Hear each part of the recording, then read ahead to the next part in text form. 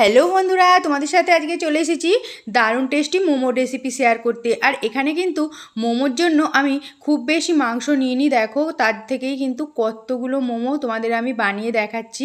তো এখানে মোমোর জন্য মাত্র আমি 4 পিসই সলিড মাংসর পিস রেখে দিয়েছিলাম। আমার ছেলে মানে খুবই বায়না করে মাঝে মধ্যেই মোমো খেতে, তার জন্যই কিন্তু খুব অল্প উপকরণ দিয়ে বাড়িতে খুব সহজে মোমোটা আমি বানিয়ে ফেলি। আর এখানে মোমোটাকে আমি বানানোর জন্য চিকেনগুলোকে ভালো করে মিক্সিতে একটু ঘুরিয়ে নিয়েছিলাম। আর এখানে একটুখানি মাংস আমি রেখে দিয়েছি কেটে সামান্য, এটা দিয়ে কিন্তু আমি যে স্যুপটা সেটা বানাবো। তো এখানে আমি দিয়ে দিলাম গাজর কুচি, কাঁচা লঙ্কা কুচি, বাঁধাকপি কুচি, আর তার সাথে আদা রসুনের কুচি করা মানে গ্রেট করা ছিল।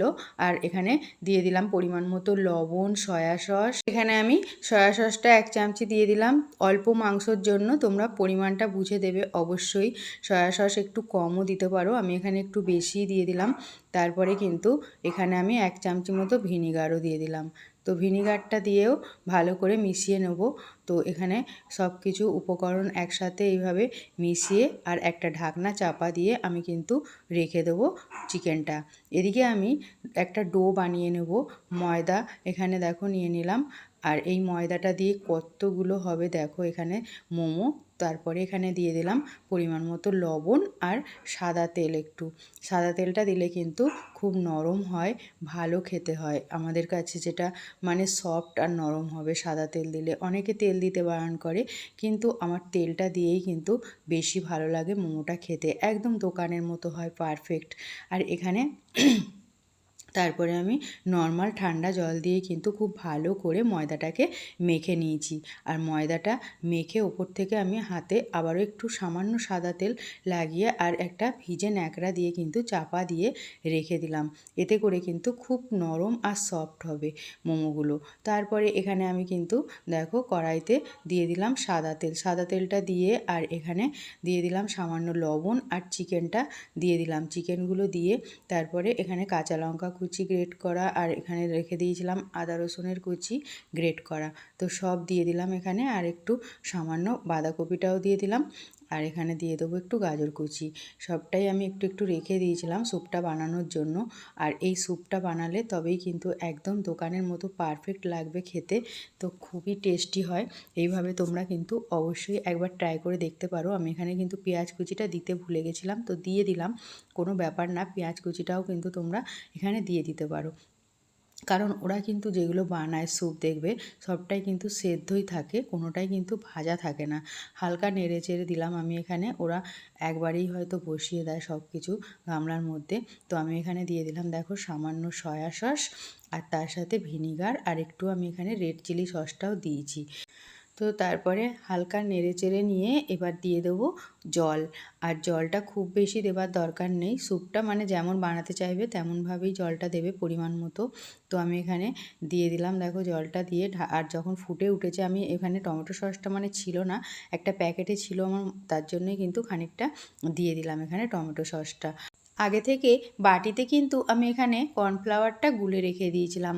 এখানে আমি 1.5 চামচি মতো কর্নফ্লাওয়ার দিয়ে গুলে রেখে দিয়েছিলাম। তারপরে দিয়ে দিলাম কর্নফ্লাওয়ারের জলটা, আর এখানে সামান্য চিনিও দিয়েছি, আর স্বাদ অনুসারে একটু লবণ আবারও দিয়ে দিলাম, আর একটু লঙ্কার গুঁড়োও দিয়ে দিলাম।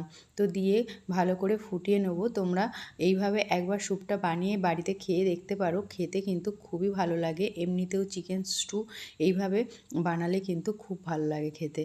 তো তারপরে দেখো ময়দাটা আমি হালকা হাতে আবারও কিন্তু একটু মেখে নিলাম। মেখে নেবার পরে এইভাবে ছোট্ট ছোট্ট করে একদম আমি লুচির মতো এগুলো কেটে নেব।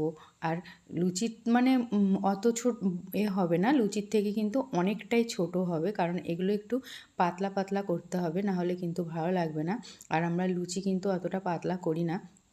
তারপরে এখানে দেখো আমি পুরটা দিয়ে দেবো, বেলে নিয়েছি লুচির মতো করে, আর এখানে পুরটা ভরে আর এইভাবে কিন্তু খুব সহজেই হাতে দিয়ে আর এইভাবে বানিয়ে নিতে হবে প্রতিটা আমি কিন্তু যেহেতু মানে এই রকমভাবেই খুব সহজ হয় যেটা বানানো, তো এইভাবেই আমি কিন্তু সব ডিজাইনটা দিয়ে নিই। আর তোমরা চাইলে যেমনভাবে অন্যরকমভাবেও ডিজাইনটা দিতে পারো। আমার এটা খুব সহজ মনে হয় আর তাড়াতাড়িও হয়, তার জন্য আমি এইভাবেই বানিয়ে নিই। আর আমার ছেলে কিন্তু এইভাবে বানিয়ে দিলে খুবই তৃপ্তি করে খায়, জানো তো। বাড়িতেই মানে ও মাঝে মধ্যেই খুব বায়না করে বাড়িতে মোমো বানিয়ে দেওয়ার জন্য, কারণ দোকানের থেকেও নাকি আমার মোমো বেশি ওর কাছে টেস্ট লাগে। তো এখানে দেখো তারপরে কিন্তু আমি আমার কাছে কোনো স্টিম কুকার নেই কোনো কিছু, তো এখানে আমি এমনি একটা গামলা নিয়ে নিয়েছি, স্টিলের ঝাঁঝরি আর কি। আর যেগুলো আমরা মানে এমনি সব কিছু আনাজপাতি বা মাছ ধুই, তো সেরকম একটা ঝাঁঝরি স্টিলের নিয়ে নিয়েছি ছোটো, আর একটা স্টিলের গামলির মধ্যে জল দিয়ে ঝাঁঝরিটার মধ্যে একটু তেল লাগিয়ে নিয়েছিলাম, সামান্য সাদা তেল। তারপরে কিন্তু সব মোমোগুলো সাজিয়ে দিয়েছিলাম। এখানে কিন্তু অর্ধেকগুলো মোমোই দিয়েছি, একবারে সবগুলো দেবো না, তাহলে ভেঙে যাবে ছোটো জায়গায়। তারপরে এইভাবে কিন্তু খুব সহজেই দেখো উঠে যাচ্ছে মোমোগুলো। এটা কিন্তু তেল দেওয়ার জন্যই উঠে যাচ্ছে, কারণ আমি কিন্তু এর আগে একদিন তেল না দিয়ে বানিয়ে দেখেছি, সেদিন কিন্তু আমার মোমোগুলো একদমই উঠতে চাইছিল না। তো তোমরা অবশ্যই এইভাবে কিন্তু টিপসটা ফলো করে বানিয়ে খেয়ে দেখো, খুবই ভালো হয় মোমোগুলো খেতে। আর দোকান থেকে কিনে খেতে ইচ্ছা করবে না, এতটা টেস্টি হয় এই মোমোগুলো। তো এখানে আমি দেখো খুব সহজেই মোমোগুলোকে সব তুলে নিলাম, প্রথম ব্যাচের মোমোগুলো। তারপরে কিন্তু এগুলো তুলে নিয়ে আবারও দ্বিতীয় যে মোমোগুলো আছে কতগুলো, দ্বিতীয়বার একবার দিয়ে দেবো মোমোগুলো।